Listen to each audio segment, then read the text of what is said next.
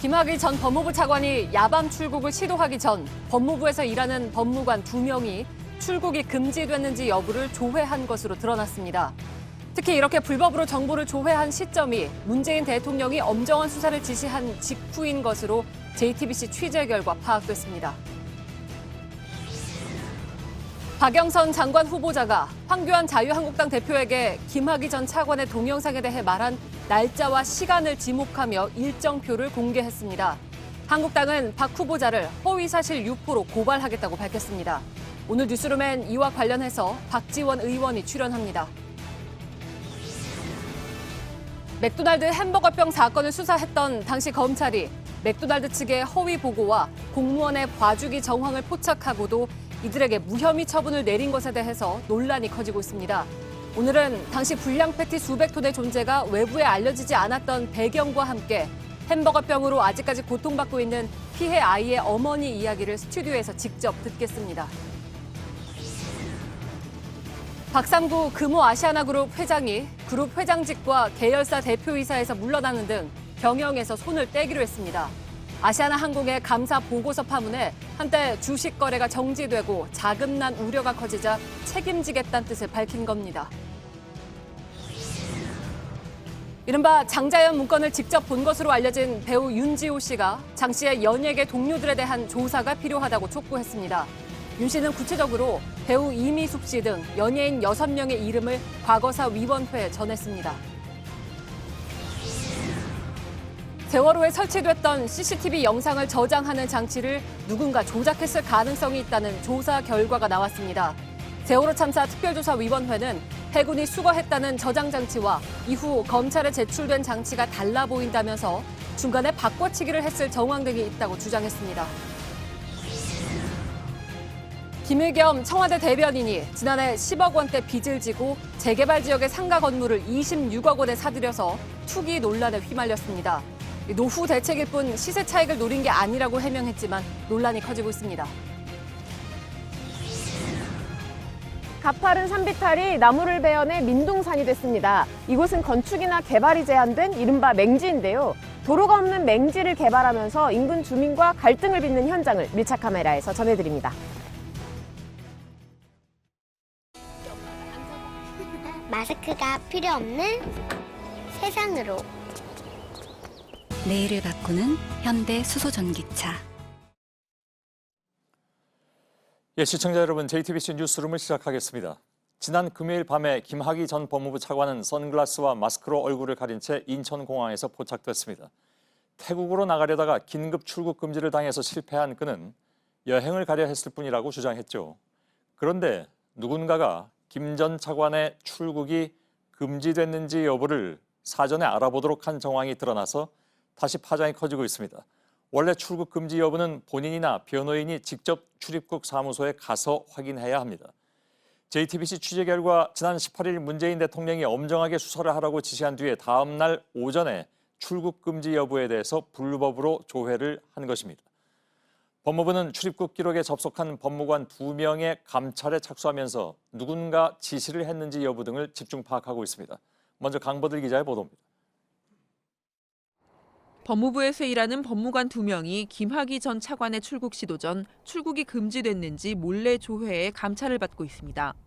JTBC 취재 결과 지난주 화요일 처음 조회가 이뤄졌습니다. A 법무관이 시스템에 접속해 김학의란 이름을 검색한 겁니다. 이어 김 전 차관이 출국을 시도하던 날엔 B 법무관이 다시 출국 금지 여부를 확인했습니다. 법무부는 김 전 차관에 대해 긴급 출국 금지를 한 뒤 시스템 기록을 점검하다 이 같은 불법 조회 사실을 발견했습니다. 두 법무관은 감찰 조사에서 아직 별다른 말을 하지 않고 있습니다. 김 전 차관은 언론 인터뷰에서 출국이 금지됐는지 미리 확인하고 공항에 나갔다고 밝혔습니다. 본인이 출입국 관리사무소를 찾아 문의하면 출금 여부를 알 수 있는데 김 전 차관은 공식 확인 절차를 밟은 적이 없습니다. 이에 따라 법무부는 누가 법무관들에게 조회를 부탁했는지, 김 전 차관에게 정보를 전달한 다른 조력자가 있는지 등을 집중 조사하고 있습니다. 연루자들에 대해선 개인정보 유출과 범인 도피 등의 혐의로 고발하는 방안도 검토할 예정입니다. JTBC 강버들입니다. 문제는 출국 금지 정보를 조회한 시점입니다. JTBC의 취재 결과 문재인 대통령이 엄정한 수사를 하라고 지시한 직후에 첫 번째 불법 조회를 한 것으로 파악됐습니다. 이어서 박상기 법무장관이 담화까지 발표하면서 수사 의지를 밝혔고 이후에 김 전 차관이 출국을 시도한 날 두 번째 조회가 이루어졌습니다. 수사가 가시화되면서 김 전 차관이 해외 출국을 치밀하게 준비한 것이 아니냐 하는 분석입니다. 김선미 기자입니다. 지난 18일 오후 2시 문재인 대통령은 박상기 법무부 장관과 김부겸 행정안전부 장관을 불러 김학의 전 차관 사건 등의 진상규명을 지시했습니다. 공소시효가 남은 범죄 행위가 있다면 반드시 엄정한 사법 처리를 해주기 바랍니다. 이후 오후 5시 20분쯤 법무부 과거사위원회는 김 전 차관 사건 등을 2달 더 조사하기로 결정했습니다. 특히 조사 내용 중 수사 가능한 부분 먼저 검찰에 수사를 의뢰하겠다고 했습니다. 그리고 이튿날 오전 법무부 출입국 외국인 정책본부에서 일하는 법무관이 출근 직후 시스템에 접속해 김 전 차관의 출국 금지 여부를 조회했습니다. 약 2시간 뒤엔 박상기 법무부 장관이 긴급 담화를 발표했습니다. 드러나는 범죄 사실에 대하여는 신속하게 수사로 전환하여 검찰이 수사에 착수하게 할 계획입니다. 이로부터 사흘 뒤인 22일 오전 다른 법무관이 김 전 차관의 출국 금지 여부를 2차로 확인했습니다. 김 전 차관이 태국으로 떠나기 위해 공항에 간 날이었습니다. 결국 이날 밤 11시 58분 출국 직전 제지당한 김 전 차관은 긴급 출국 금지 조치를 당했습니다. 원래 출국 같은 거였습니까? 한 말씀만 해주세요. JTBC 김선미입니다.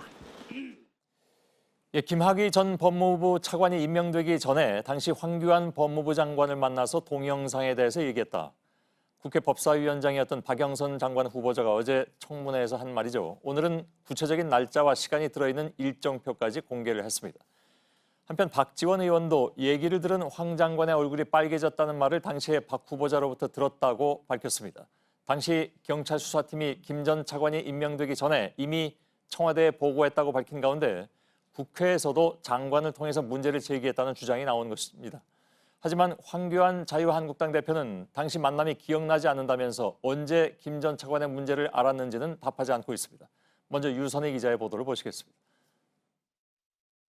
국회를 오신 날 제가 황교안 법무부 장관을 따로 뵙자고 해서 황교안 법무부 장관 앞에서 제가 제보받은 동영상 CD를 꺼내서 황교안 법무부 장관님께 이것은 제가 동영상을 봤는데 몹시 심각하기 때문에 이분이 차관으로 임명되면 이거는 문제가 굉장히 커질 것으로 보입니다. 박영선 중소벤처기업부 장관 후보자는 오늘 어제 발언 내용을 구체적으로 설명했습니다.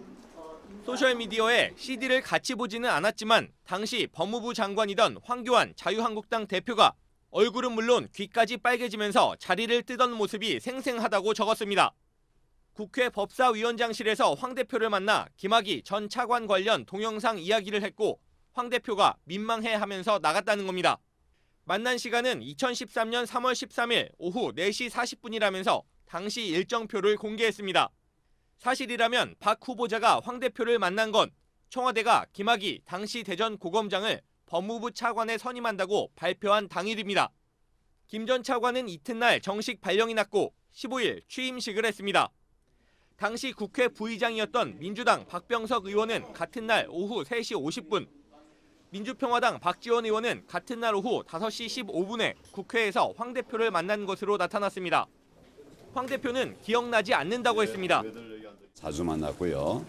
그 과정에서 여러 가지 얘기가 있었는데 그걸 제가 다 일일이 기억하지 못한다. 그런 말씀을 드렸어요. 김 전 차관의 성범죄 의혹을 언제 알았는지도 말하지 않았습니다. 과거 김학의 차관과 관련된 건 언제 시점에 인지를 하신 건가요? 그런 말씀을 지금 드릴 필요가 없을 것 같아요. JTBC 유선입니다. 곧바로 팩트체크 들어가 보죠. 박영선 후보자가 황교안 당시 법무장관을 만나서 김학의 동영상에 대한 얘기를 했다는 날이 2013년 3월 13일입니다. 그러나 황 대표는 기억이 나지 않는다고 했고 한국당은 새빨간 거짓말이라고 반박했습니다. 이날의 만남 여부는 나름 중요합니다. 왜냐하면 동영상 대화가 오갔고 황 대표가 청와대에 제대로 보고했다면 차관 내정이 철회됐을 가능성도 있기 때문이죠. 오대영 기자가 나와 있습니다. 시간대별로 살펴봤죠. 네, 그렇습니다. 그날 오후 2시입니다. 청와대가 김학의 법무차관 내정을 발표했습니다. 이와 별개로 황교안 당시 법무장관은 오후 3시 50분에 국회를 찾았습니다. 당시 박병석 부의장을 만났습니다. 이틀 전에 법무장관을 임명됐기 때문에 인사차 갔던 겁니다. 예. 그 박 전 부의장을 만난 것은 확인이 됐습니까? 네, 일정 편이 있지만 안 만날 수도 있는 것인데. 일단 당시에 언론 보도가 있었습니다. 그리고 저희가 일정표를 통해서 확인을 했습니다. 누구의 박병석 전 부의장의 일정표? 그렇습니다. 예. 박 부의장의 당시 일정표를 보면 2013년 3월 13일 수요일 15시 50분 황교안 법무부 장관 부의장실이라는 일정이 적혀 있습니다. 예. 이 만남은 언론에도 보도가 됐습니까? 이 만남은 보도가 됐는데 이 일정표가 공개되지는 않았습니다. 아, 일정표는 오늘 처음 나오는 거고요. 네. 예. 박영선 당시 국회 법사위원장도 역시 일정표를 공개했죠. 네, 앞서 보셨지만 다시 한번 보겠습니다. 16시 40분 인사 법사위원장실 법무부 장관이라고 돼 있습니다. 그리고 참고로 다음 날 오전에는 손석희 시선집중 전화 인터뷰가 예정이 돼 있는 것으로 나와 있습니다. 그래서 이 일정표의 신빙성 여부를 따지기 위해서 당시 방송을 실제 했는지 저희가 확인을 했는데요. 아, 제가? 네. 저한테 물어봤어도 되는데 아무튼 따로 확인을 해봤는데요. 예. 현직인 이중희 부장검사가 청와대 민정비서관으로 가는, 그러니까 현직 검사의 청와대 행을 비판하는 내용의 방송 인터뷰가 있었습니다. 예. 그럼 저도 뭐 물론 기억은 합니다. 그래서 하여간 그 박영선 당시 법사위원장의 일정표를 보다 좀 종합적으로 판단해 보기 위해서 다른 일정까지 확인해 봤다는 거잖아요. 그렇습니다. 이 일정 뒤에 황 전 장관이 법사위원인 박지원 의원도 만난 걸로 되어 있습니까? 그렇습니다. 박지원 의원이 일정이 적힌 수첩을 오늘 공개했습니다. 이렇게 되어 있습니다. 글씨가 조금 자세히 안 보이실 수도 있는데요. 5시 15분 시간입니다. 그리고 황교안 법무장관, 그리고 김주현 기조실장, 법무부 기조실장이라고 분명하게 나와 있습니다. 이거 뭐 조금 있다가 박지원 의원을 만날 텐데 저희 스튜디오에서 그때 한번 직접 또 확인을 좀 해보도록 하겠습니다. 그러면 종합을 해보자면 그 전후의 일정상의 대상자들은 다 만났다고 얘기를 하고 있고, 다만 황교안 당시 법무장관은 박영선 위원장만은 안 만났다 이렇게 얘기를 하고 있는 건가요? 기억이 나지 않는다. 이렇게 답을 했습니다. 여러 차례 만나긴 했는데 그날 만났는지 또 어떤 특정 대화가 있었는지는 기억이 나지 않는다는 답변을 했습니다. 근데 물론 이제 그 앞뒤로 된 일정을 그대로 다 소화하고 중간에 끼어 있는 박영선 당시 법사위원장만 안 만났을 가능성도 물론 그 100% 배제할 수는 없는 것이지만 그냥 상식적으로 보자면 앞뒤 일정이 그대로 다 진행이 된 걸 확인을 했으니까 그 가운데 껴 있던 일정도 하지 않았겠느냐 뭐 이런 생각은 할 수도 있긴 있겠군요. 그렇게 판단해 볼 수 있을 것 같습니다. 알겠습니다. 좀 더 확인해 보겠습니다. 네. 그리고 이 일정 이틀 뒤에 그러니까 3월 15일입니다. 김학의 차관의 취임식이 열렸습니다. 차관은 취임과 동시에 임기가 시작이 됩니다. 3월 13일에 이 만남과 동영상 얘기가 실제로 있었다면 그래서 당시의 책임자들이 그 내용을 좀 적극적으로 전달을 청와대에 했다면 그 다음 상황은 달라질 수도 있었을 것 같습니다. 근데 그것도 사실 뭐 추론이긴 하고요. 또 실제로 만났다 하더라도, 그러니까 황교안 당시 법무장관은 만난지 안 만난지 확인이 잘 안 된다고, 기억이 안 난다고 했잖아요. 근데 만났는데 그 자리에서 박영선 당시 법사위원장이 그 동영상에 대해서 얘기를 했는지 안 했는지, 박영선 위원장은 했다고 얘기했고 본인은 들은 바가 없다고 했는데 그것도 좀 확인은 해봐야 될 문제이긴 하군요. 추가로 확인하겠습니다. 확인이 될지는 모르겠습니다. 왜냐하면 두 사람만 만난 사안이어서. 알겠습니다. 오대영 기자였습니다. 자유한국당은 새빨간 거짓말, 환자 수준의 망상이라고 표현을 하면서 강하게 반발하고 있습니다. 박영선 후보자에 대해서는 허위사실 유포로 고발하겠다고 냈습니다. 강희연 기자입니다. 자유한국당 황교안 대표는 박영선 후보자의 주장을 다시 한번 반박했습니다. 내가 CD를 보고 그것에 관련된 얘기 뭐 이래 한 일 없습니다. 잘못했으면 잘못했다고 깨끗하게 얘기하시는 게 낫죠. 조홍천 민주당 의원과 최동욱 전 검찰총장이 검찰의 조사 권고 대상에서 빠진 건 이중잣대라고 했습니다. 조홍천 전 민정비서관은 빼놨습니다. 정말 치졸한 발상입니까? 사건을 담당했던 최동욱 전 검찰총장에 대해서는 왜 한마디도 안 하고 있는 겁니까? 나경원 원내대표도 박 후보자의 사퇴를 요구하며 강하게 비판했습니다. 뜬금없이 김하기까지 끌어들이기도 했습니다. 야당 대표까지 청문회장에 끌어들여서 청문회 파행 유도까지 했습니다. 한국당은 박 후보자가 허위 사실을 유포했다며 고발하겠다고 밝혔습니다. 또 박지원 민주평화당 의원이 경찰로부터 해당 CD를 받아 박영선 후보자와 공유한 건 수사기밀을 누설한 것이라며 경위를 조사해야 한다고 했습니다. 경찰 고위 관계자 누가 수사기밀인 동영상 CD를 야당 박지원 의원에게 건넨 것인지 밝혀주시기 바랍니다. JTBC 강연입니다. 예, 아시는 것처럼 박영선 후보자에 의해서 박지원 의원도 소환됐습니다. 어제 청문회에서. 어서 오십시오. 예, 안녕하세요. 예. 자, 그래서 이게 얘기는 서로 완전히 다른 그런 상황으로 돌아가고 있는데 우선 경찰 고위 관계자로부터 자료를 전달받았다고 박지원 의원께서 말씀하신 바가 있습니다. 네, 그렇습니다. 예. 그러니까 그 CD 형태들? CD, 예. 녹음 테이프, 사진. 녹음 테이프 뭡니까? 녹음 테이프가 있죠. 아, 그 당시 상황이 담긴. 그렇죠. CD와 함께. CD, 녹음 테이프, 사진. 예. 세 가지입니다. 언제 받으셨습니까? 3월 초입니다. 그 3월 13일 전이군요, 그건 당연히. 당연히 그렇죠. 예. 그런데 그것을 그때는 경찰도 몰랐고 민정수석실도 몰랐다. 아니다 이렇게 하는데요. 예. 사실 방금 아주 도표를 그려서 제대로 JTBC에서 보도를 해주는데 백체크해서요. 예. 네. 2012년 11월 달에 그 건설업자 권아무개 씨를 피해 여성이 고소를 합니다. 예. 고발을 해서 이 성폭행 장면이 촬영됐다 하는 것이 경찰에 들어가 있고요. 그러니까 이게 입수하신 지 이미 한 넉 달 전쯤 되는 상황입니다. 그렇죠. 예. 네, 정확하게 말하면. 예. 그리고 2013년 1월 달에 시사전을 해서 경찰 고위 관계자를 통해서 동영상이 존재하고 있다 예. 하는 것을 확인해 가지고 그 후 보도를 했습니다. 예.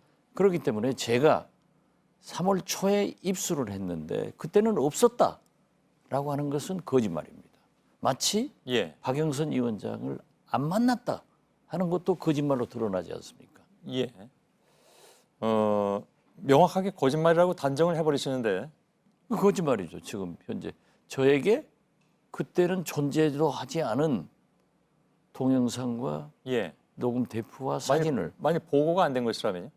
아니 글쎄요. 그것은 저는 가지고 있었는데 예. 경찰 고위 간부가 3월 초에 줬단 말이에요. 예. 그런데 그걸 아니라고 하면은 그건 거짓말이죠. 예. 왜냐하면 이렇게 2012년 11월, 2013년 1월 달부터 이미 회자가 됐고요. 예. 그때 당시 이 김학의 차관이 검찰총장이 된다, 혹은 법무부 장관이 된다라고 했어요. 얘기가 나왔었죠. 예. 그래서 우리는 이때만 하더라도 가지고 있다가 소위 제가 박남매라고 해서 박영선 후보자하고 박남매라고 불리시기도 했습니다. 예. 예. 같이 언제든지 다른 거 다 공유를 했어요. 예. 그래서 만약에 법무부 장관이라 검찰총장을 하면은 인사청문회에서 터뜨리자. 예. 이런 생각도 했었는데 예. 차관으로 온 거예요. 그 차관으로 올 때 황교안 법무부 장관이 반대했다는 소리를 들었습니다. 왜 반대를 했어요? 왜냐하면 황교안 장관보다 김학의 차관이 고등학교 1년 선배이고 박근혜 대통령이 찍어 내려 보낸 거거든요. 예. 당시 박근혜 대통령 아버지 박정희 대통령과 김학의 전 차관의 부친이 막여강 관계했다. 그러니까 우리가 농담으로 장관이 차관 결재 받겠다. 예. 이런 얘기도 했었어요. 아, 예. 그래서 최순실 씨 얘기가 나오는 것도 그런 맥락에서 이해하면 그렇죠. 됩니까? 예. 예. 알겠습니다. 근데 그 경찰 고위 간부는 아직 현직에 있는 사람입니까? 떠났습니다. 그렇습니까? 네. 뭐라고 하면서 그걸 주던가요? 그걸 주면서 자기들이 수사하는데 검찰에서 지휘를 받지 않아요. 예. 그러니까 어렵다. 그러니까 이걸 가지고 그러니까 검찰에서 막혔으니까 어렵다고 그랬어요. 막혔다는 얘기를. 예, 예. 어려우니까 이걸 법사위에서 제가 폭로를 많이 했거든요. 예, 예. 그러니까 이걸 좀 활용해 가지고 언젠가는 한번 때려주라. 예. 폭로를 해주라. 그런 얘기를 해서 제가 받았죠. 예. 물론 뭐 보셨을 테고. 그 난삽에서 볼 수가 없어요. 그래서 조금은 봤죠. 예. 박영선 후보자하고도 조금 봤어요. 예. 그런데 이제 본인도 뭐 보기가 민망해서 민망해서 못 봐요. 예. 그 후로도 그런 테이프를 입수해 가지고 둘이 보고 또 언론에다 제보해서 부산 장모 검사 사건 부산지검이 일망타진된 적이 있어요. 예, 예. 우리는 항상 그런 걸 많이 가지고 있었어요. 예. 그래서 이게 좀 중요한 문제이기도 한데 그 동영상을 잠깐 보셨다고는 합니다만은 거기 등장하는 인물이 김학의 전 차관이라고 생각을 하셨습니까? 그렇습니다. 왜냐하면 사진이 더 명확하게 김학의 차관이에요. 예. 그래서 그때부터. 근데 그 사진과 CD 속의 동영상이 장소가 같죠. 예. 예. 같다고 보시는? 저는 확신합니다. 예. 예. 그렇기 때문에 동영상은 좀 더 표현하기가 어렵고 예. 사진은 더 명확하잖아요. 예. 움직이지 않으니까. 그래서 딱 얼굴을 보면은 같아요. 예. 그리고 여성들이 있기 때문에 예. 그걸 어떻게 밝힙니까?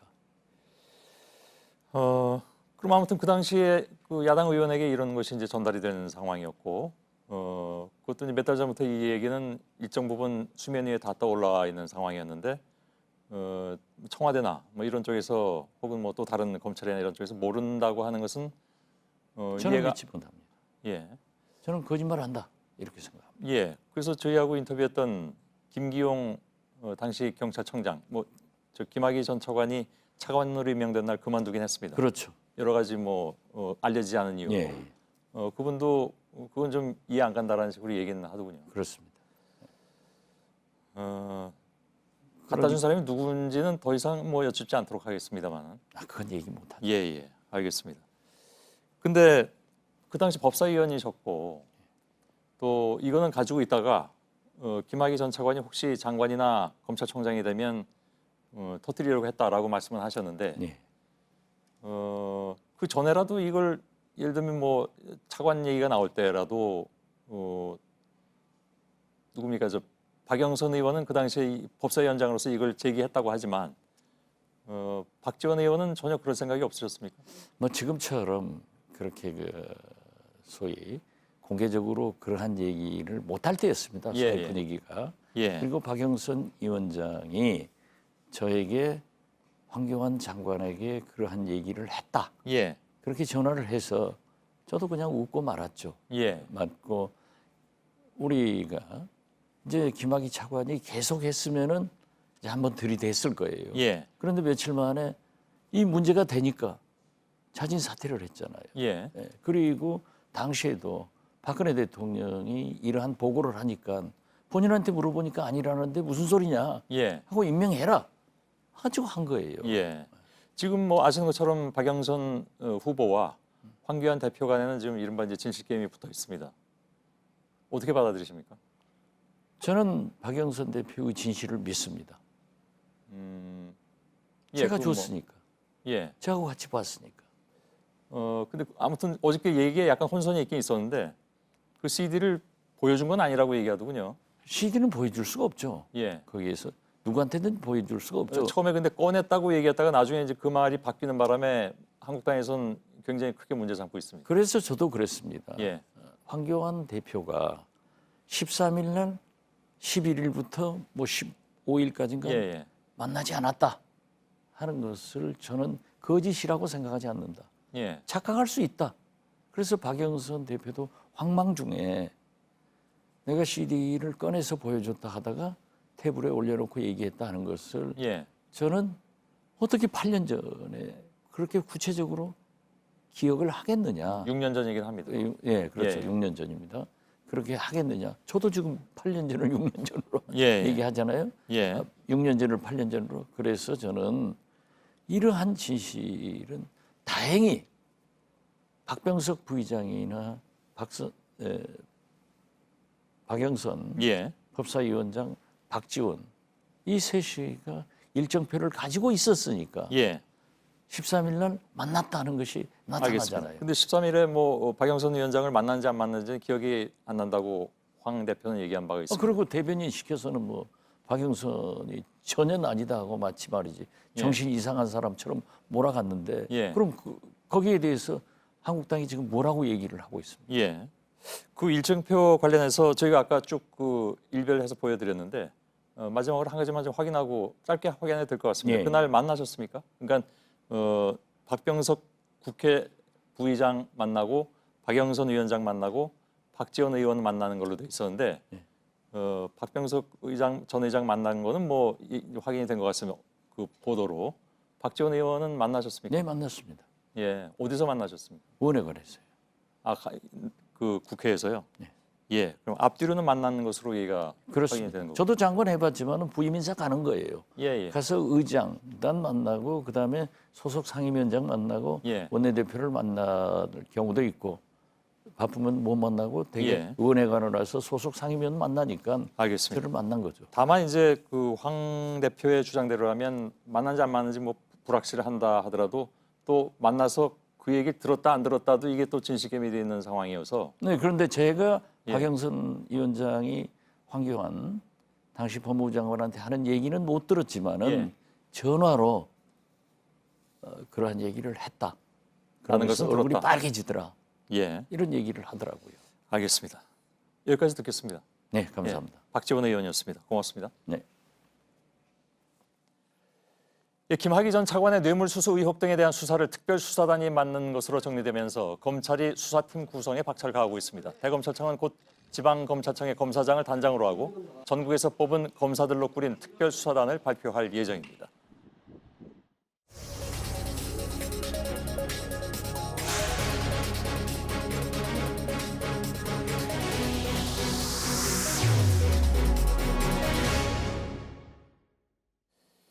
어제 뉴스룸이 2년 전에 일어난 이른바 햄버거병과 관련해서 당시 어떤 문제가 있었는지를 집중 보도해드린 이후에 파장이 커지고 있습니다. 2017년 7월에 맥도날드 햄버거 패티를 만들었던 납품업체 생산 관리자가 검찰에 낸 자술서 내용부터 보겠습니다. 안 된다는 걸 알면서도 했다. 그가 안 되는지 알면서도 했던 일은 바로 해동된, 즉 얼렸다가 녹인 패티를 다시 냉동시켜서 맥도날드에 공급한 것이었습니다. 이건 그 사이에 균에 오염될 수 있기 때문에 금지된 행위입니다. 그러나 문제가 발생하기까지 불과 2년 동안에 대부분의 경우 불법이 발생했고 그렇게 생산된 패티는 277톤에 달했습니다. 그 사이에 패티에선 대장균이 계속 검출됐지만 납품업체는 태연하게 불법 행위를 이어갔습니다. 그 배경에는 오염된 패티가 나와도 재고가 없다고 속였던 맥도날드 본사, 그리고 이 사실이 외부에 공개되지 않도록 조언을 해준 공무원이 있었습니다. 오늘 시민단체와 정치권은 검찰의 재수사를 촉구했습니다. 김도훈 기자입니다. 시민단체 회원들이 한국 맥도날드 퇴출을 요구합니다. 유통하고 은폐한 맥도날드는 한국을 떠나라! 떠나라! 떠나라! 떠나라! 장기 손상으로 평생을 고통 속에 살아야 하는 제 아이는 증거가 되지 못한다는 겁니까? 맥도날드 재수사와 함께 피해 가족을 도와달라는 청와대 국민청원도 잇따라 올라왔습니다. 많이 놀랬고 저희가 매일같이 사 먹는 그런 간단한 음식인데 이제 관리가 잘 안 되고 오히려 죄를 덮었다고 하니까 화가. 인터넷과 소셜미디어에서도 맥도날드 불매운동에 동참하는 목소리가 이어졌습니다. 지난 1월 국회는 햄버거병 재발을 막기 위해 품질 검사를 강화하는 법안을 발의했습니다. 하지만 3개월째 계류 중입니다. 더불어민주당은 맥도날드에 무혐의를 내린 검찰 재수사를 촉구했습니다. 개정안을 조속히 처리해 국민 다소비 식품의 안전관리에 사각지대가 발생하지 않도록 최선을 다할 것입니다. JTBC 김도훈입니다. 맥도날드 햄버거 패티에서 대장균이 검출됐지만 외부에 알려지지 않았던 것은 담당 공무원의 조언이 있었기 때문입니다. 납품업체에게 사전에 재고가 없으면 외부에 알리지 않아도 된다 이렇게 통보를 해준 것이었죠. 여기까지가 어제 알려드린 내용입니다. 그런데 취재를 해보니까 당시 그 공무원은 식약처에 직접 문의해서 관련 규정을 파악했던 것으로 드러났습니다. 근데 업체에게 알려준 그 가이드라인도 사실은 엉터리 해석이었습니다. 서준석 기자입니다. 2016년 6월 1일 맥도날드가 생산한 쇠고기 패티는 2천여 박스, 60만 개가 넘습니다. 한 달 뒤 세종시는 패티 납품업체인 맥키코리아에 6월 1일 생산된 패티에서 장출혈성 대장균이 검출됐다고 통보합니다. 하지만 그때는 이미 전국 400여 곳 넘는 맥도날드 매장에서 문제의 패티가 유통된 상황. 재고도 15박스가 남아 있었습니다. 그런데도 맥도날드는 맥키코리아를 통해 재고량이 없다고 거짓 통보했습니다. 담당 공무원이었던 손모 씨가 재고가 없으면 국민들에게 알리지 않아도 된다고 알려준 뒤였습니다. 공무원 손 씨가 근거로 든 식품 관리 안전 지침. 그런데 유통 재고량은 물론 소비량도 0이어야 외부 공표를 생략할 수 있습니다. 손 씨의 설명과 달리 유통도 되지 않아야 한 겁니다. 명백하게 잘못된 법 적용을 한 것이고요. 이 부분에 대해서는 이제 고의든 과실이든 간에 이제 해명이라든지. 맥키코리아는 이후에도 균 오염 우려가 있는 패티를 계속 공급했습니다. 검찰 수사가 시작되기 직전까지 1년 넘게 생산한 겁니다. 이렇게 유통됐으니까 사드시지 말라고 좀 알려줘야 되겠죠.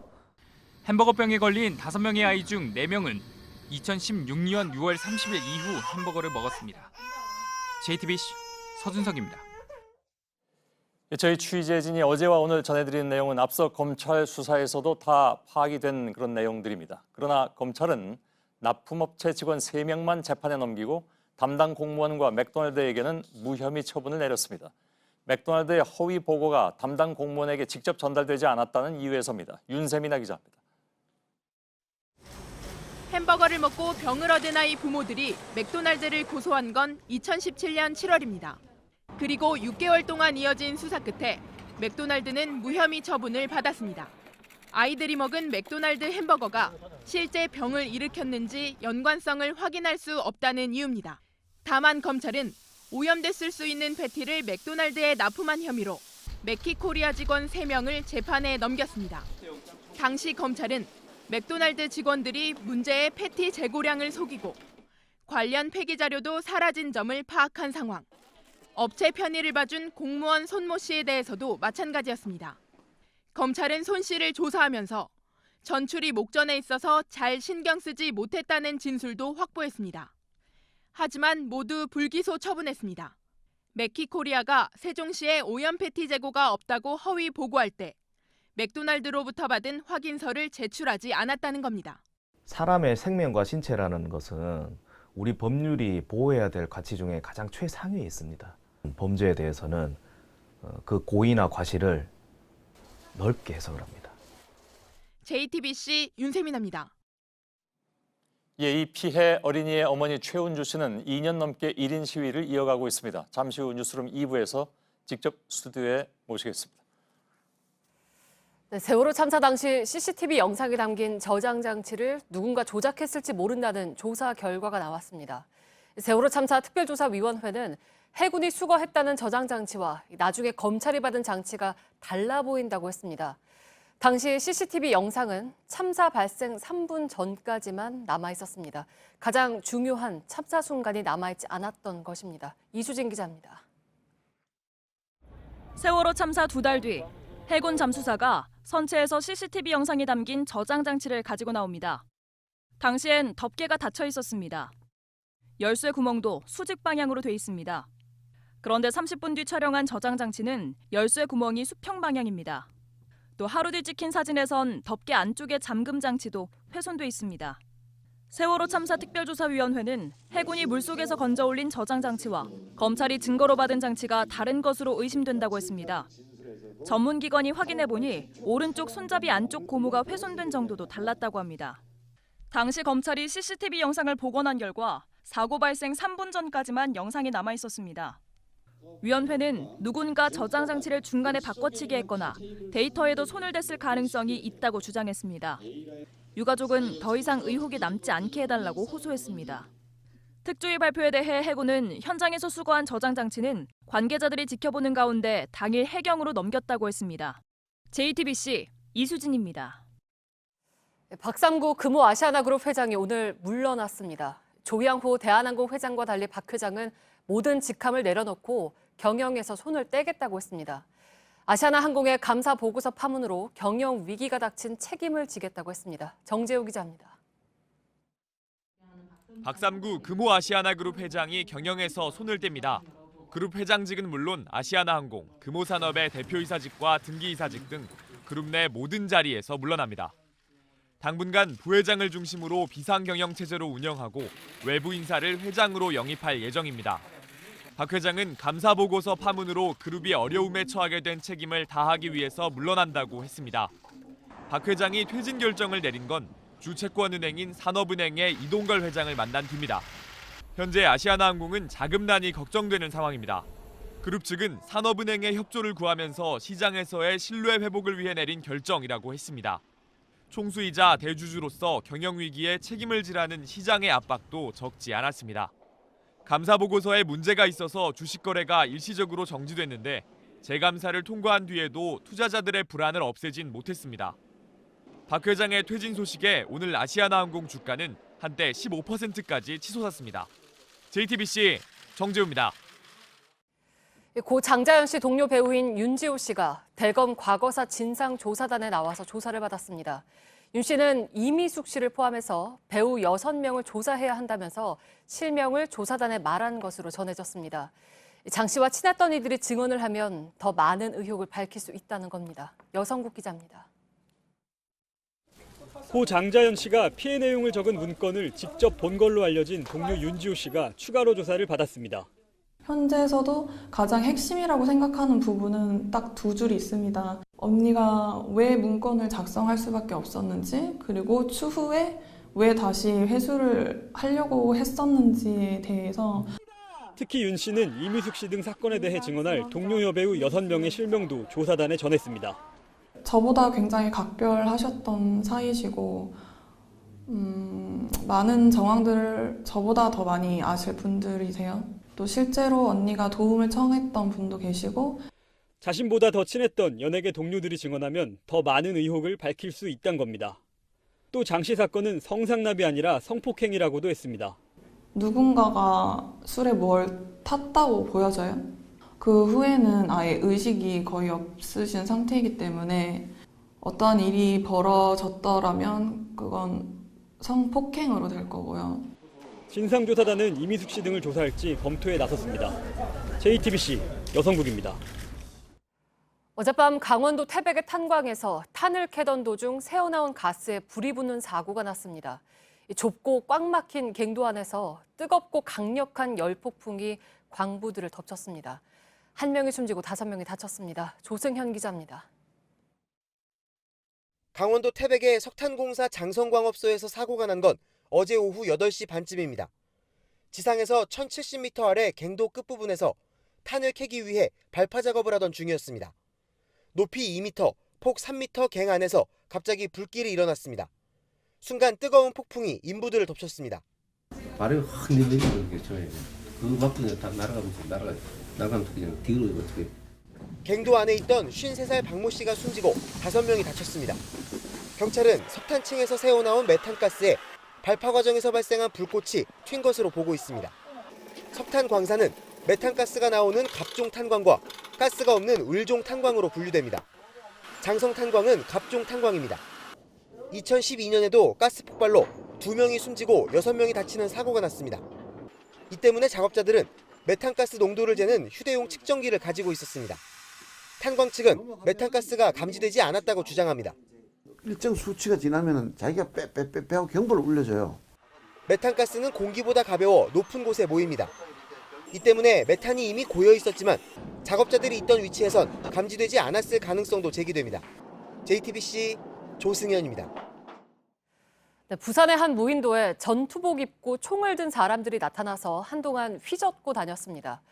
허락 없이 들어갈 수 없는 곳이라 경찰이 출동했는데 총은 가짜 총이었고 군인도 아니었습니다. 어찌 된 일이었는지 구석찬 기자가 현장에 다녀왔습니다. 부산 강서구를 대표하는 무인도 진우도입니다. 지난 17일 낮 전투복을 입은 군인들이 이 섬을 휘젓고 다닌다는 주민 신고가 들어왔습니다. 경찰과 해경이 함께 출동했습니다. 확인 결과 군인들은 아니었습니다. 펜을 짜서 서로 총싸움, 서로 레이저를 쏴든지 물감총을 쏴서 서바이벌 게임을 하고 있었습니다. 방해받지 않고 서바이벌 게임을 즐기려고 전국에서 모인 29명의 동호 회원들이었습니다. 이날 아침 9시쯤 낚싯배를 타고 섬에 들어간 것으로 드러났습니다. 경찰에 적발되기까지 5시간 동안 모의 전투를 즐겼습니다. 낙동강 하구에 있는 진우도는 이름난 철새 도래지입니다. 도둑, 개 등 멸종 위기종이 많이 살아 절대보전 무인도로 지정돼 있습니다. 허가를 받지 않고선 아무나 드나들 수 없는 곳입니다. 낚싯배 선장은 이를 알고도 장사를 했습니다. 1인당 10,000원씩 요금을 받고 동호인들을 섬까지 태워준 겁니다.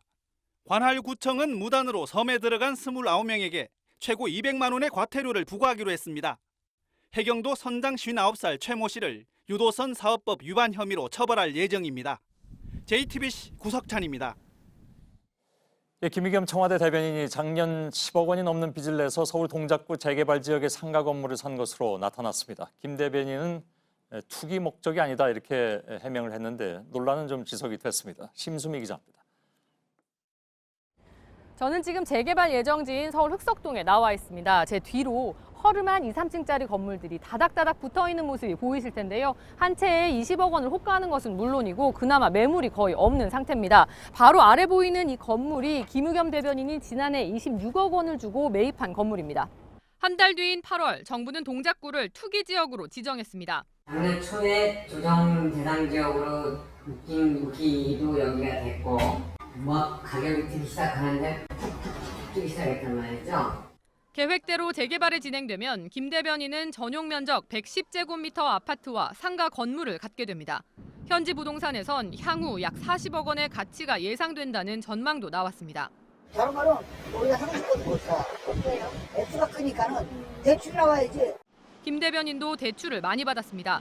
25억 7천만 원 가운데 은행에서 빌린 돈은 10억 원, 약 40%에 달합니다. 주택담보 인정 비율 LTV를 넘기지 않아 현행법 위반은 아닙니다. 하지만 연간 5천만 원대의 이자를 감수하고 투자를 할 정도라면 이보다 큰 차익을 노린 게 아니냐는 지적이 나왔습니다. 이에 대해 김 대변인은 노후 대책을 위한 것이지 시세 차익을 노린 게 아니다라고 주장했습니다. 자유한국당, 정의당을 포함한 야사당은 일제히 김 대변인의 부동산 구입을 비판했습니다. JTBC 심수희입니다. 자유한국당과 바른미래당이 인사청문회를 거친 장관 후보자 7명이 모두 부적격하다고 주장했습니다. 박영선 중소벤처기업부 장관 후보자와 김현철 통일부 장관 후보자에 대해서는 즉각 사퇴해야 한다고 했습니다. 청와대는 일단 청문 경과 보고서 채택을 지켜보겠다면서 지명 철회 요구에 대한 입장은 밝히지 않았습니다. 사법농단 의혹을 단죄하기 위한 재판에 막이 올랐지만 시작부터 헛바퀴를 돌고 있습니다. 증인으로 채택된 현직 판사들은 시간이 안 된다는 등 이런저런 이유로 출석을 미루고 있습니다. 앞으로 34주가량 진행될 증인신문에는 적어도 수십 명의 판사들이 나와야 하는데 벌써부터 우려가 커지고 있습니다.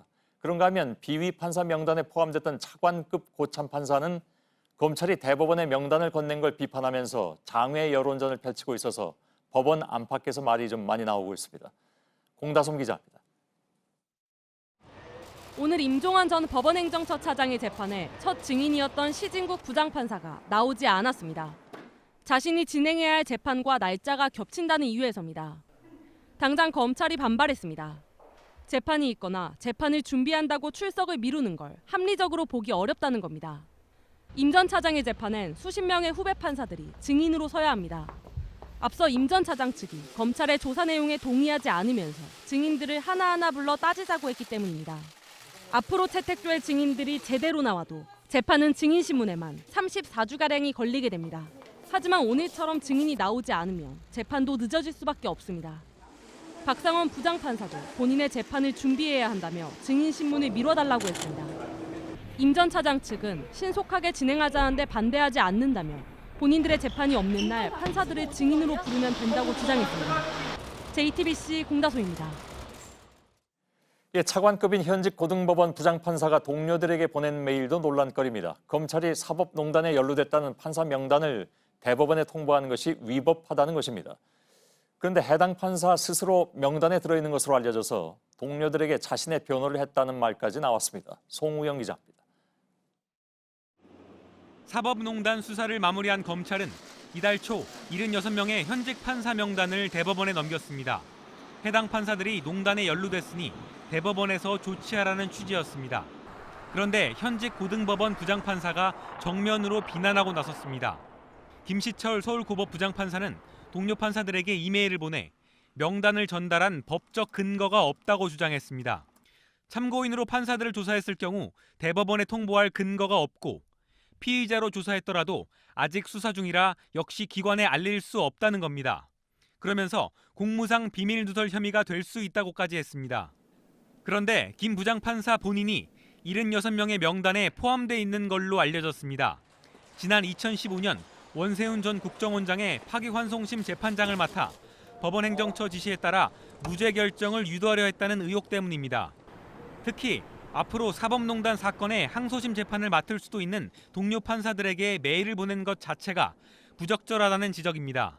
JTBC 송우영입니다.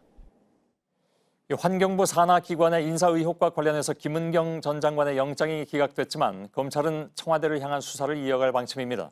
검찰은 곧 신미숙 청와대 균형인사비서관을 불러서 환경부 차관 등과 만난 배경을 조사할 예정입니다. 그런데 이들이 만난 이유가 다름이 아닌 심재철 자유한국당 의원의 전 보좌관 때문인 것으로 검찰은 파악하고 있습니다. 산하기관 감사를 뽑는 과정에서 심의원의 보좌관 출신이 합격하고 청와대 추천 인사가 떨어지면서 청와대가 본격적으로 나서기 시작했다는 것입니다. 김필준 기자의 보도입니다. 검찰은 김은경 전 환경부 장관의 영장이 기각된 이유를 한 글자씩 살펴보면서 수사 방향을 정리했습니다. 특히 환경부 산하기관의 임원 임명과 관련해 청와대와 협의를 했다는 부분에 집중했습니다. 법원이 청와대가 연관돼 있다는 걸 인정한 걸로 보인다는 겁니다. 이에 따라 검찰은 신미숙 균형인사 비서관을 조사할 방침인 것으로 전해졌습니다. 신 비서관이 지난해 7월 차관 등과 만난 뒤 이른바 인사 논란이 본격화됐다는 의혹 때문입니다. 특히 검찰은 당시 심재철 자유한국당 의원의 보좌관 출신이 환경부 산하기관의 감사를 뽑는 서류 전형에 합격하면서 청와대와의 갈등이 생긴 걸로 보고 있습니다. 이후 환경부가 청와대 추천 인사의 합격을 위해 면접과 관련한 자료 등을 본격적으로 보내줬다고 의심하는 겁니다. 검찰은 신 비서관을 불러 당시 상황과 채용에 관여했는지 여부 등을 조사할 예정입니다. JTBC 김필주입니다. 인체에 전혀 해가 없는 제품. 가습기 살균제 중 두 번째로 많은 피해자를 낸 가습기 메이트에 이와 같은 문구가 버젓이 적혀 있었던 것으로 드러났습니다. 이 제품을 만들고 판 SK와 애경 임직원들이 최근 검찰의 2차 수사로 줄줄이 구속되고 있죠. 피해자 측은 소비자를 적극적으로 속인 행위라면서 사죄와 배상을 요구했습니다. 강신우 기자입니다. SK케미컬이 제조하고 애경이 판매한 가습기 메이트 용기입니다. 인체에 해가 없는 안전한 제품이라고 소개합니다.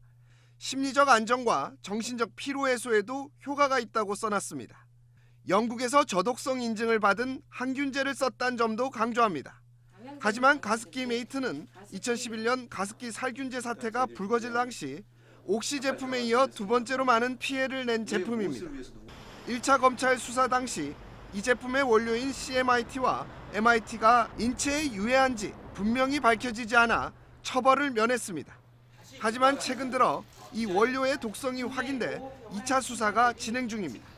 특히 제조사인 SK 측은 유독성 실험 결과를 숨긴 사실이 드러나기도 했습니다. 검찰은 증거인멸 등의 혐의로 박철 SK케미컬 부사장을 구속했습니다. 또 판매사인 애경산업 안용찬 전 대표 등 임원 4명에 대해 구속영장을 청구했습니다. 무해하고 인체 안전하다라고 표시를 하기 위해서는 객관적인 과학적인 그것을 입증할 책임이 있거든요. 피해자 측은 두 기업이 소비자를 적극적으로 속인 증거라며 사과와 배상을 요구하고 사진을 검찰에 제출했습니다. JTBC 강신우입니다. 대법원의 강제징용 피해자 배상 판결 이후에 일본 정부는 성의 있는 입장을 밝히는 대신 대항 조치를 운운하고 있습니다. 급기야 자민당내 회의에서는 한국과의 국교 단절을 검토해야 한다 이런 주장까지 나왔습니다. 도쿄의 서승욱 특파원입니다. 자민당 외교부회와 영토위원회의 합동회의입니다. 한국에서 압류된 일본 기업의 자산이 현금화될 경우 경제 보복 조치를 취해야 한다는 주장이 나왔습니다. 日本企業に実害が起きた場合には必ず具体的な措置を取る。日本の本気を示さなくてはいけない。 일본 기업에게도 불똥이 튀겠지만 이를 감수하고라도 행동에 나서야 한다는 겁니다. TV 아사히 보도에 따르면 한국과의 국교 단절까지 포함해 대책을 마련해야 한다. 주한 일본 대사를 당장 귀국시키라는 발언도 나왔습니다. 과거 우익 지표에서나 등장했던 국교 단절 주장이 이제 집권 여당의 회의에서도 버젓하게 등장했습니다. 교도통신은 미쓰비시 중공업 강제징용 피해자 측이 압류한 자산에 이 회사의 영문 약자 MHI 로고도 포함됐다고 보도했습니다. 강제징용 피해자 측 변호사는 미쓰비시 측에 성의 있는 조치가 없으면 이르면 다음 달 압류된 상표권과 특허권을 매각하겠다고 밝혔습니다. 도쿄에서 JTBC 서승욱입니다. 서울 강남의 횡단보도에서 뺑소니 사고를 내고 달아난 20대 남성을 경찰이 한 달 만에 붙잡았습니다. 차량 안개 등 한쪽에 불이 안 들어오는 걸 파악한 경찰이 CCTV 250개를 추적해서 뺑소니범을 체포했습니다. 홍지용 기자입니다. 신호등에 녹색불이 들어옵니다.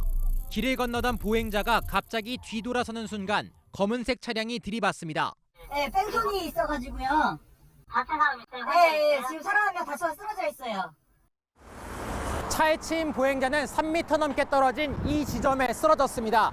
운전자는 차를 멈추지 않고 속력을 높여 그대로 달아났습니다. 뺑소니범은 29살 장모 씨였습니다. 장 씨는 신호를 무시하고 서울 성북구의 집까지 약 12km 거리를 8분 만에 내달렸습니다. 보행자는 전치 16주의 부상을 입었습니다. 당초 경찰은 장 씨의 추적에 애를 먹었습니다. CCTV에도 차량이나 운전자 정보를 알 수 있는 장면이 없었습니다. 그런데 CCTV 화면에서 차량 안개등 한쪽이 고장나 불이 들어오지 않은 걸 발견했습니다. 경찰은 CCTV 250대를 추적하면서 안개등이 고장난 차를 쫓았고 결국 한 달 만에 장 씨를 붙잡았습니다. 경찰은 장 씨가 사고 이전 강남의 노래방에서 맥주를 마셨다는 진술을 확보하고 음주운전 여부를 조사하고 있습니다. JTBC 홍지용입니다. 오늘 오전 10시쯤 경기 하남시 미사리 훈련장에서 고공 강화 훈련을 하던 특전사 대원 34살 전모 상사가 한강으로 추락해 병원으로 옮겨졌지만 1시간 만에 숨졌습니다. 육군 관계자는 자유 낙하를 하다 일정 고도에서 낙하산을 펼쳐 착륙하는 고난도의 훈련을 하던 중이었으며 정확한 사고 원인을 조사하고 있다고 말했습니다. 네, 출산율이 빠르게 떨어지면서 인구 감소 시계가 돌아가는 속도도 빨라졌습니다. 통계청은 당장 올해부터 사망자 수가 출생자 수를 앞지를 거라고 내다봤습니다. 예상보다 10년이나 앞서서 인구의 자연 감소가 시작되는 겁니다. 우리 사회의 모습이 어떻게 변해갈지는 인구 피라미드를 보면 한눈에 드러납니다. 지금은 30대에서 50대가 두꺼운 항아리형이죠. 그런데 아이들은 줄고 노인들은 늘면서 점점 역삼각형으로 바뀔 걸로 보입니다. 특히 50년 뒤에는 인구의 절반이 62세 이상입니다. 이런 변화가 우리 경제나 살림살이에는 어떤 영향을 미칠지 성화선 기자가 짚어봤습니다. 서울 강서구의 한 중학교입니다. 올해 신입생을 한 명도 받지 않았습니다. 내년에 문을 닫기 때문입니다. 재학생은 3학년뿐인데 50명이 채 안 됩니다. 우리 애들도 이 학교 졸업을 했는데 그때는 상당히 많았어요. 4, 5반까지 그렇게 있고. 근데 지금은 애들을 찾아보기가 참 드물고. 이렇게 내년에 서울에서 문을 닫는 공립학교만 3곳입니다. 심각한 저출산에 지방의 폐교 바람이 서울까지 번진 겁니다. 이런 상황은 통계청의 인구 추계에도 반영됐습니다. 해외에서 들어오는 사람을 포함해도 총 인구는 2028년 정점을 찍은 뒤 2029년부터 줄어듭니다. 2016년 예측보다 3년이나 당겨졌습니다. 특히 15세부터 64세까지 생산 연령 인구의 줄어드는 속도가 빠릅니다. 2020년대에는 연평균 33만 명, 2030년대에는 연평균 52만 명씩 생산 연령 인구가 급감할 전망입니다. 일을 할 수 있는 사람은 줄고 부양받을 사람은 늘어난다는 얘기입니다. 소비와 투자가 자연히 줄면서 내수 경기는 살아나기 어려워집니다. 이 때문에 2026년 이후에는 잠재 성장률이 0.4% 수준까지 추락할 수 있다는 분석도 나옵니다. 살림살이가 어려워지면서 출산도 더 기피하게 돼 경제는 악순환에 빠질 수 있습니다. 재정과 연금에도 충격이 예상됩니다. 지난해 국민연금은 2057년이 되면 기금이 바닥날 것이라고 봤는데 이번 인구 추계에 따라 고갈 시기가 더 당겨질 수 있습니다. JTBC 성화선입니다.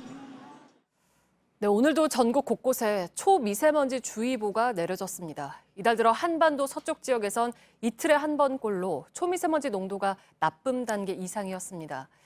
이제 미세먼지는 일상이 됐습니다. 박상욱 기자입니다. 수도권과 충청권, 강원 영서와 전북, 경북 일부 지역엔 오늘 오전에도 초미세먼지 주의보가 내려졌습니다. 농도는 오후 들어 차차 떨어졌지만 좋음 수준을 기대하긴 역부족이었습니다. 봄철 파란 하늘은 좀처럼 보기 드물어졌습니다. 이달 들어 전국 평균 초미세먼지 농도는 세제곱미터당 39 마이크로그램을 기록하고 있습니다. 최근 4년 새 가장 높습니다. 이 기간 초미세먼지 농도가 좋음이었던 날은 3.81에 불과합니다. 수도권과 충남, 세종에선 3일뿐이었고 충북은 단 하루뿐이었습니다. 반대로 초미세먼지 농도 나쁨은 일상이 됐습니다.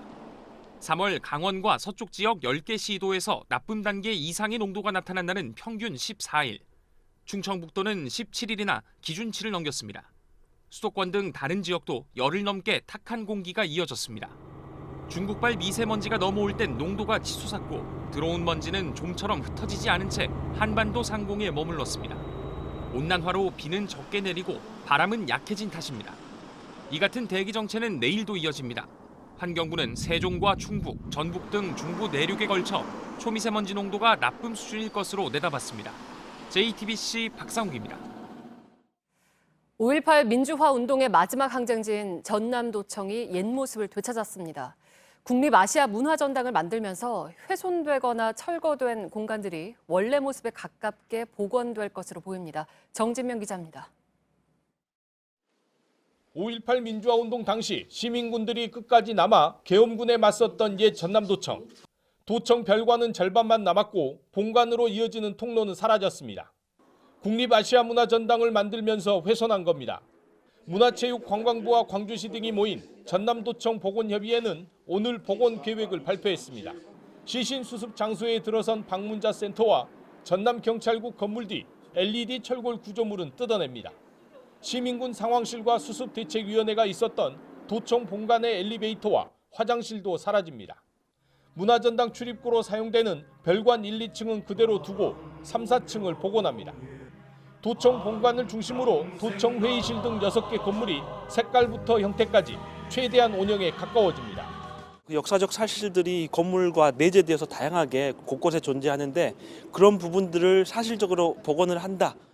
옛 모습을 찾은 전남도청은 교육 공간으로 활용됩니다. 복원 공사는 2020년 시작돼 이르면 2022년 마무리될 예정입니다. JTBC 정진명입니다.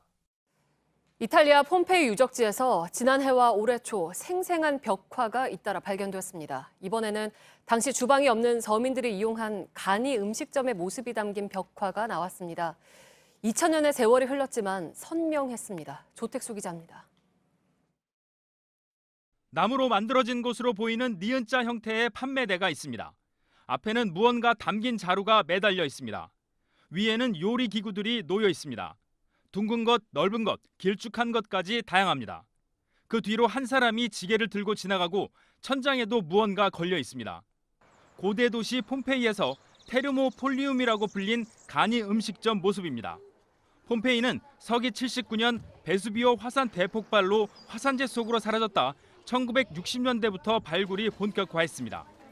이 벽화는 폼페이 유적공원 북쪽 5구역에서 발견됐습니다. 이곳의 책임자인 마시모 오산나는 벽화에 아름답게 묘사된 판매대를 통해 테르모폴리움이 다시 조명을 받게 됐다고 했습니다. 테르모폴리움은 폼페이에 약 150개가량 있었던 곳으로 추정됩니다. 주방을 갖지 못한 가난한 사람들이 간단한 음식과 음료를 사 먹던 곳입니다.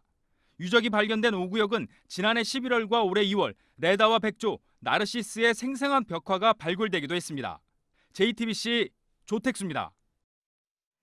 중학교와 고등학교 남학생의 기초학력 미달 비율이 여학생보다 1.8배가량 높은 것으로 나타났습니다.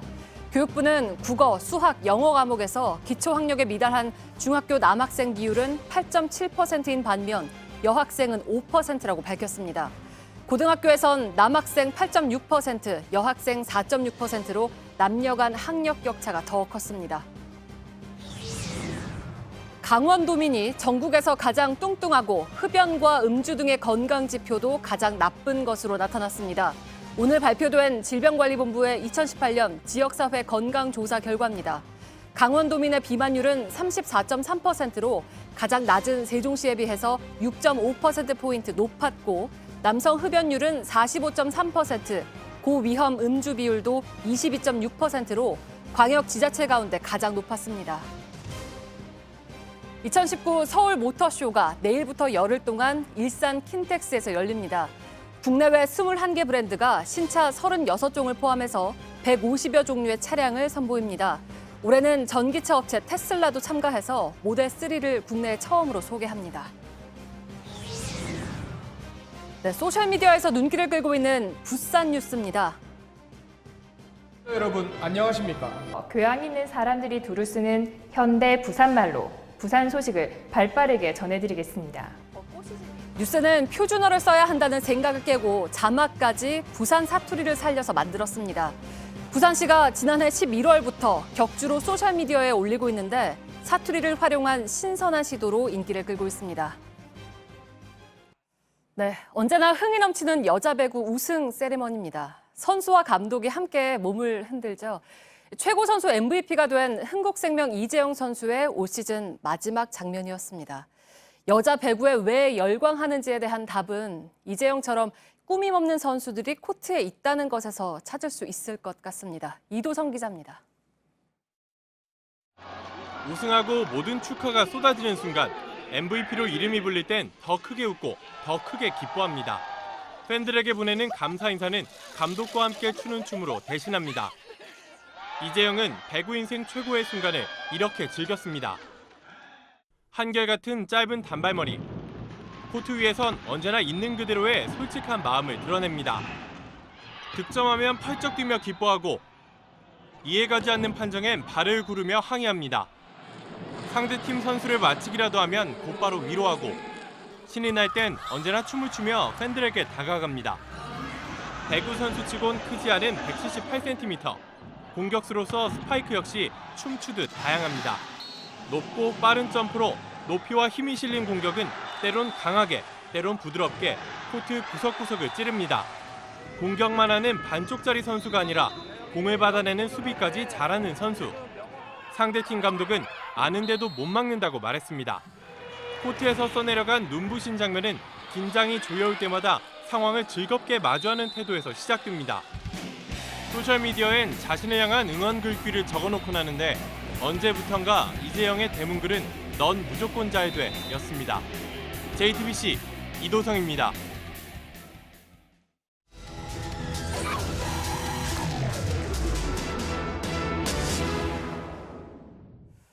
땅 중에 도로와 연결되지 않은 땅을 맹지라고 합니다. 건축이나 개발이 어려워서 값어치가 낮은 게 보통인데요. 이런 맹지 소유주들이 땅을 개발하려 들면서 인근 주민과 갈등을 벌이고 있습니다. 밀착 카메라 윤재영 기자입니다.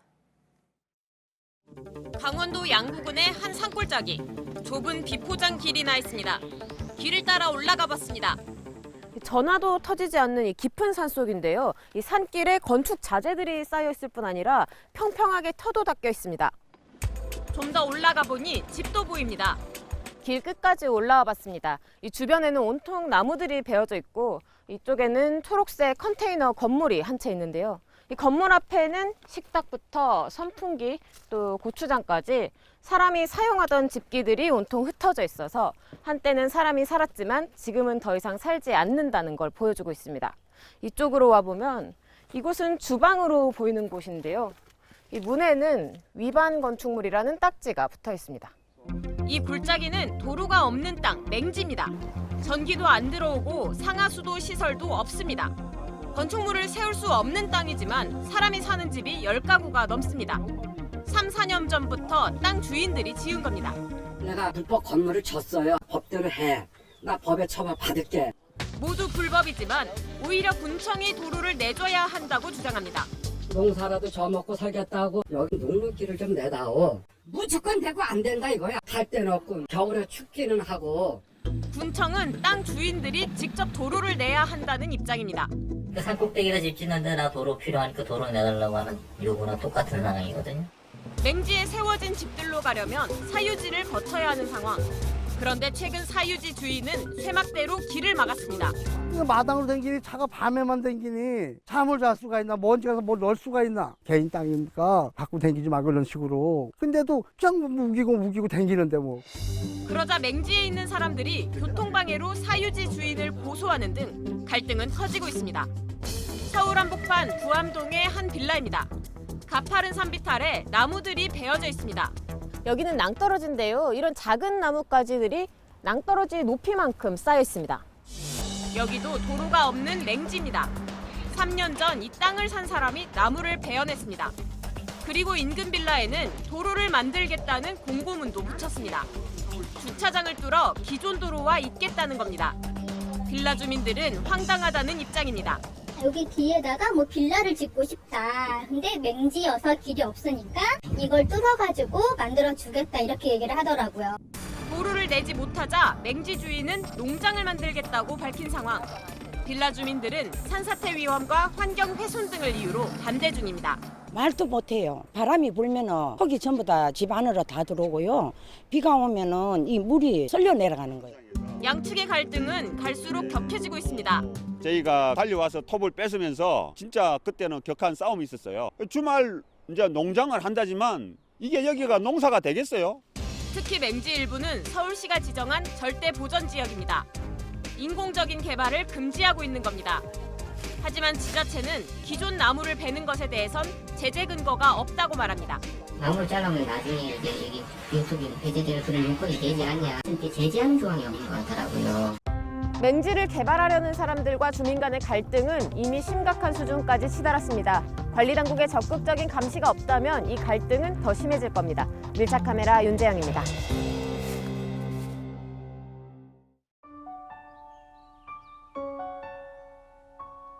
세월의 흔적이 남은 목선. 로션으로만 케어하세요?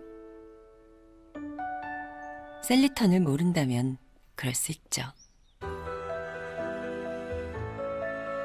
누구도 상상 못한 LED 넥케어의 시작. 어떻게 이런 생각을 했지? 프리미엄 넥케어 맥클레이. 역시 셀리턴. 예, 어제부터 저희가 이른바 햄버거병에 대한 새로운 취재 내용을 전해드리고 있습니다. 그 파장이 상당히 커지고 있는 상황이죠. 4살 아이가 햄버거를 먹고 신장 기능의 90%를 잃은 사례를 어제 리포트를 통해서 전해드렸습니다. 오늘 그 피해 어린이의 어머님을 직접 스튜디오에 좀 모셨습니다. 2년 넘게 지금 1인 시위를 이어오고 계신 상황입니다. 최은주 씨 되십니다. 어서 오십시오. 안녕하세요. 예. 어제 리포트에서 제가 잘 뵀습니다. 예. 네.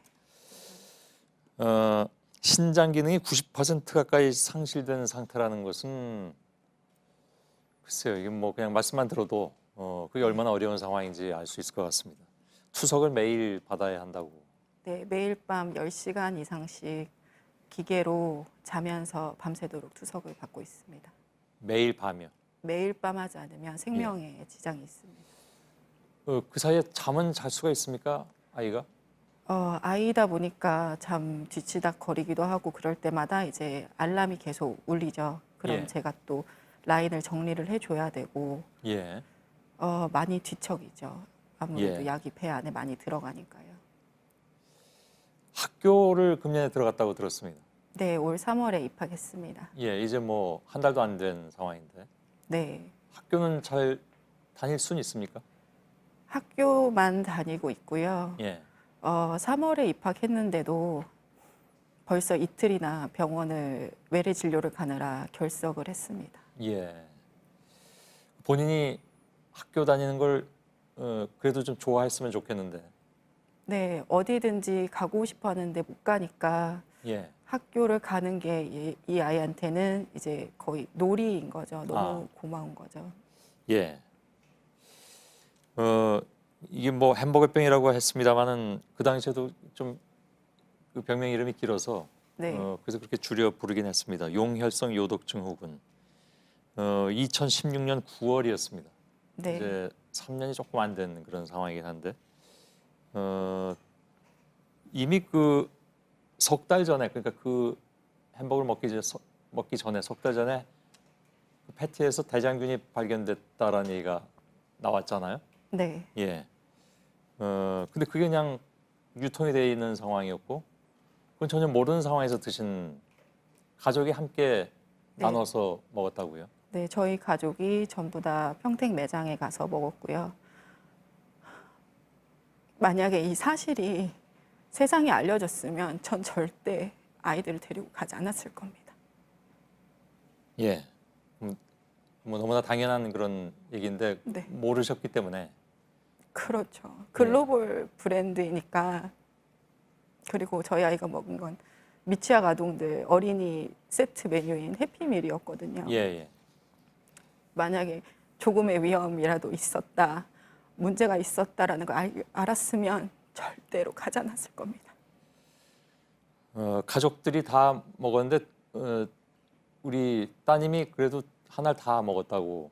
네, 해피밀 세트 2개였고 하나를 온전히 큰아이는 다 먹었고요. 예. 나머지는 동생과 아빠가 먹었습니다. 괜찮았습니까? 둘 다 설사를 동반한 가벼운 식중독, 장염 증세로 지나갔고요. 예. 저희 아이는 그걸 거쳐서 장출혈성 대장균의 후유증이라고 얘기하는 용혈성 요독 증후군으로 진행됐습니다. 예. 어제 저희들이 이 내용을 전해드릴 때 가장 가슴 아팠던 부분은 아이가 그걸 자책한다고 들었습니다. 처음에는 내가 왜 이거를 해야 돼? 왜 수술을 해야 돼? 많이 화를 냈고요. 그 다음에 요즘에는 엄마 미안해. 내가 하나를 욕심부려서 다 먹어서 그렇지. 라고 자책하더라고요. 예.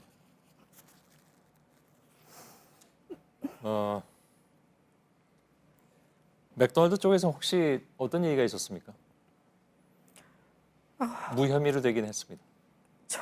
저는 무혐의라고 생각하지 않고요. 증거 불충분, 불기소라고 계속 법원에서 통지를 받았습니다. 예. 단 한 번의 사과도 저에게는 없었습니다. 맥도날드는. 사과가 아니라면 뭐 비슷한 다른 얘기라도 없었습니까? 아니요, 전혀 없었습니다. 한마디도 없는 상황입니까? 네, 제가 고소하고 2달 정도 후에 홈페이지에 맥도날드 홈페이지에 공식 사과를 올렸다는 것조차도 예. 저는 지인을 통해 알았습니다. 단 한 번도 저에게 사과한 적 없습니다. 아, 그런가요?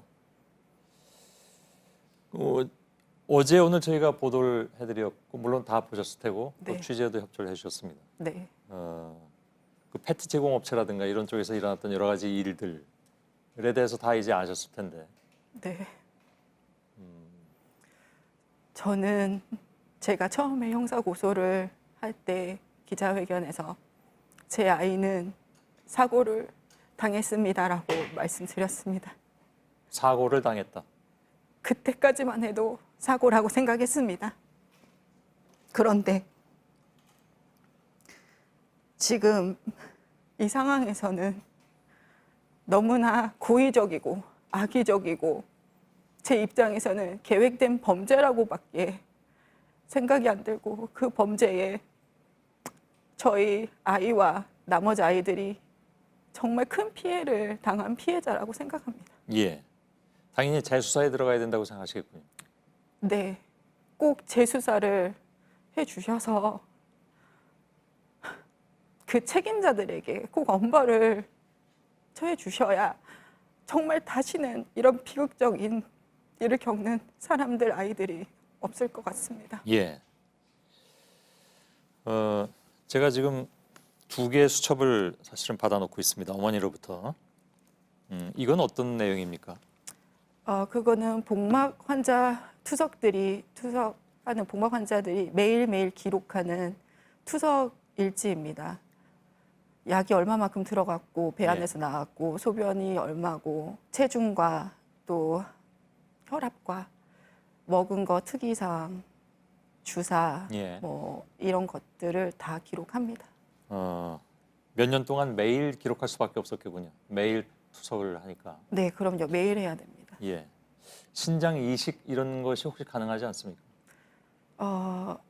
아직은 아이가 어리기 때문에 네, 조금 더 기다려 보려고 합니다. 예. 이 수첩은 또 다른 수첩입니다. 어떤 내용일까요? 제가 법률 용어를 잘 몰라서 예.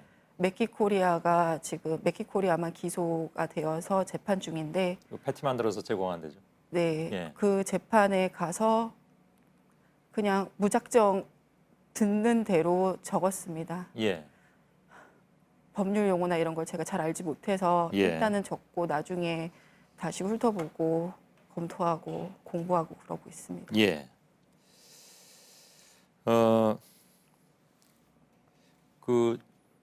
우리 뉴스 조정실에서 저한테 시간을 다 쓰셨다고 하는데 두 가지 생각이 듭니다.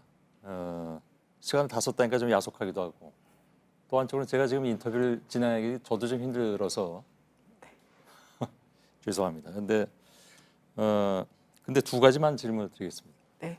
네. 말씀드린 대로 맥도날드는 무혐의 처분을 받았고요. 지금 맥키코리아가 이제 재판을 이어가고 있는데 직접 그 법정에서 재판 과정을 보셨을 때 제일 이해가 안 갔던 부분은 어떤 게 있습니까?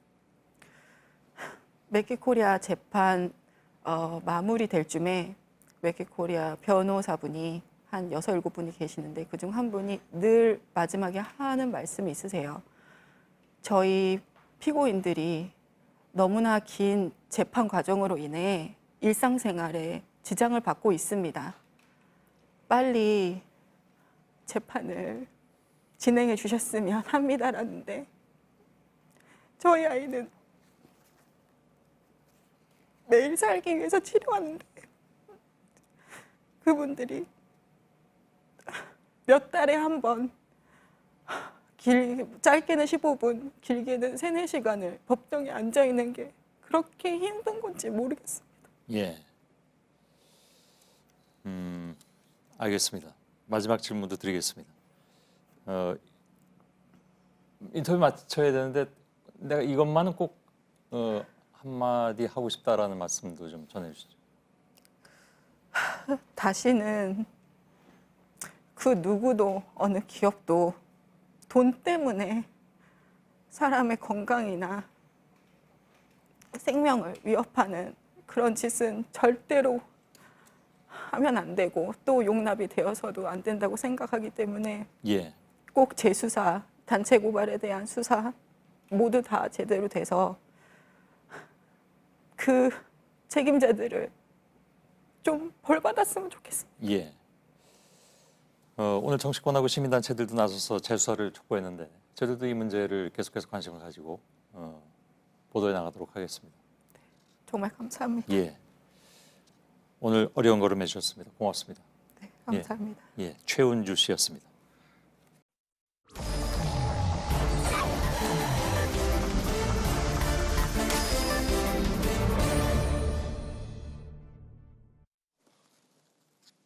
예, 비하인드 뉴스를 시작을 하겠습니다.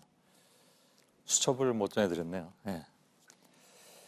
박성태 기자가 나와 있습니다. 첫 번째 키워드를 열어볼까요? 예, 첫 키워드는 6월 17일에 선문답으로 잡았습니다. 6월 17일에 선문답?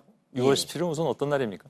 2013년 6월 17일 당시 국회 법사위에서 박영선 법사위원장이 당시 황교안 법무부 장관에게 질문이 있었던 날입니다. 예. 박영선 중소벤처기업 장관 후보자가 어제 자유한국당 황교안 대표가 법무부 장관 시절일 때 본인이 김학의 동영상 관련해서 얘기를 한 바 있다 해서 논란이 됐는데요. 예. 한 명은 기억이 안 난다고 하고 한 명은 얘기했다고 해서 계속 논란이 됐습니다. 예. 그런데 오늘 박지원 민주평화당 의원이 황교안 대표가 당시에 알고 있었다는 정황이 있다면서 앞서 언급한 6월 17일을 얘기했습니다. 예. 라디오 인터뷰 내용인데요. 박영선 법사위원장이 황 장관에게 김학의 전 차관 관련 사항 다 알 겁니다. 이렇게 물어봤는데 당시 황 장관의 반응이 눈을 깜빡거리고 고개를 미세하게 끄덕거렸다. 즉 저것이 알고 있었다는 취지로 깜빡거렸다는 겁니다. 예, 예.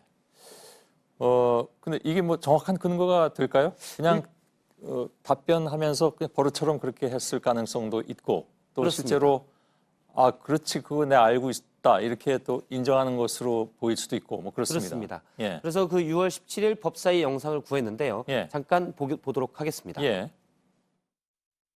아마 장관님은 김학의 차관과 관련된 여러 가지 사실을 다 알고 계실 겁니다. 저희가 그 알고 있다는 사실을 알고 있기 때문에 지금까지 질문 드리지 않은 것입니다. 예. 내용만 보면 일단 선문답 같은데 박영선 의원 측에서는 당시 그런 취지로 질문한 게 맞다고 확인을 했고요. 예. 영상에서 봤듯이 황교안 당시 장관이 눈을 자주 깜빡거리고 미세하게 고개를 끄덕거렸는데 제가 확인해 보니까 그 전 질문에도 눈을 자주 깜빡거리고 했었습니다. 예. 그래서 제가 박지원 의원에게 저걸로 황교안 당시 장관이 인정한다는 취지로 볼 수 없지 않냐라고 물어봤는데 예. 박지원 의원은 만약에 황 장관이 몰랐다면 그 자리에서 부인했을 성정이다. 성격상? 예, 예. 알고 있었다는 징표다라고 얘기를 했습니다. 예. 물론 박지원 의원의 주장이고요. 하지만 더 확실한 건 이제 당시의 정황을 보면 6월 17일이면 김학의 전 차관의 성범죄 동영상이 논란이 된 지 석 달 정도가 지난 그럼요, 시점이기 오래됐을 때문에 때죠. 예, 예. 사실 그런 논란을 가지고서도 고개를 끄덕거렸을 가능성도 배제할 수 있습니다. 배제할 수 없습니다. 예, 예. 다만 박영선 의원이 앞서 리포트에서 나왔듯이 당시에 3월 13일 황교안 법무부 장관과 만나기로 일정이 있었기 때문에 예. 그때 만남은 있었고 혹시 관련 얘기가 오갔지 않았겠냐라는 추정은 가능해 보입니다. 예. 두 번째 키워드는요? 두 번째 키워드는 공시가격의 함정으로 잡았습니다. 예. 어떤 얘기입니까? 오늘 고위공직자의 재산이 공개됐는데요. 물론 국민 눈높이에 맞지 않는 방법으로 재산을 증식하거나 집이 너무 많은 경우도 있었는데 여기에 나타난 고위공직자 재산 공개에 표시된 가격보다 실제 부동산 가격은 훨씬 높습니다. 예. 일례로 이낙연 국무총리의 재산 공개를 가지고 나왔는데요. 이 총리는 집은 한 채가 있는데요.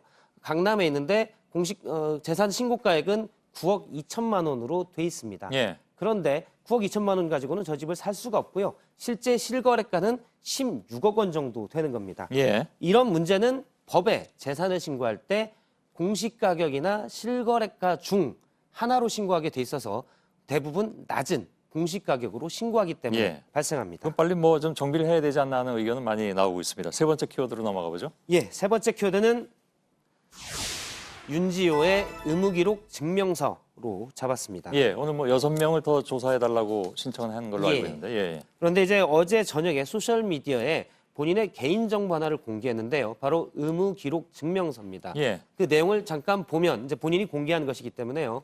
임상적으로 의사의 진단을 받았는데 임상적으로 우울감이나 불안감 또 극단적인 선택을 할 가능성 등은 없고 낙관적 시각을 지니고 이상적 가치를 추구하고 있다 이렇게 돼 있습니다. 예. 여기서 강조되는 거는 그러니까 본인이 우울증에 빠져 있지 않다라는 것을 본인의 소셜 미디어를 통해서 공개했습니다. 그래서 예. 제가 직접 그 공개한 이유를 들어봤는데요. 들어보겠습니다. 자살인지 타살인지 여부도 모르겠고 혹여나 자살로 위장이 될 수 있는 가능성까지 생각해 봤을 때 뭐 슬프지만 나름대로 예.